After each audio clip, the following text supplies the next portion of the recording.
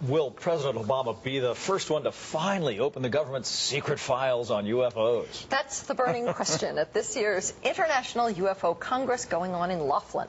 UFO researchers think there's a huge volume of suppressed evidence that they think should be made public. The I-Team's George Knapp popped into the UFO conference to see what's hot.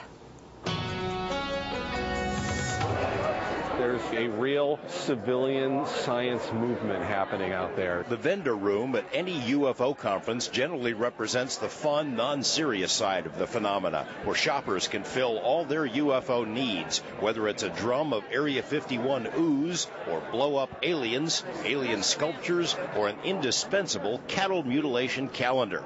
Vast libraries of UFO books and UFO videos provide hints about how far and how wide the discussion has grown. For the past 19 years, Tim Crawford's company, UFO TV, has marketed this material to the world. The interest has expanded quite a bit to encompass ancient mysteries, science controversy, political controversy.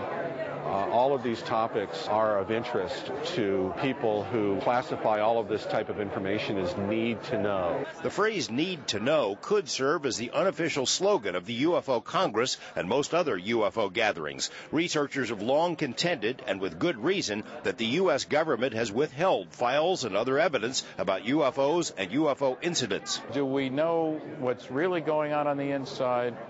I don't think so. Nuclear physicist Stan Friedman has chased the UFO mystery for more than 40 years, although the Air Force did release some UFO files from its Project Blue Book years ago. Friedman points to the so-called Bolender Memo, an order from the Air Force that all UFO cases involving national security must be sent somewhere else. Friedman says that alone confirms that some UFO files are kept hidden. In the past few years, something called exopolitics has emerged, a disclosure movement which calls for the release of all UFO files. Proponents are encouraged by President Obama's promises of more open government. Friedman is not optimistic. I don't think that's going to happen at all.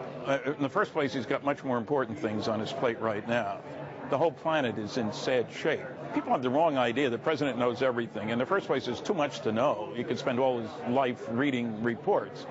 I don't think he knows. He probably doesn't have a need to know yet. This won't discourage speakers at the UFO Congress from encouraging the new administration to pull back the curtain of secrecy and open the UFO files, as many other Western governments have done in the past 2 years. Vendors like Tim Crawford know there's an enduring public hunger for this kind of information. Average, everyday people are asking bigger questions than the scientists. George Knapp, Channel 8 Eyewitness News.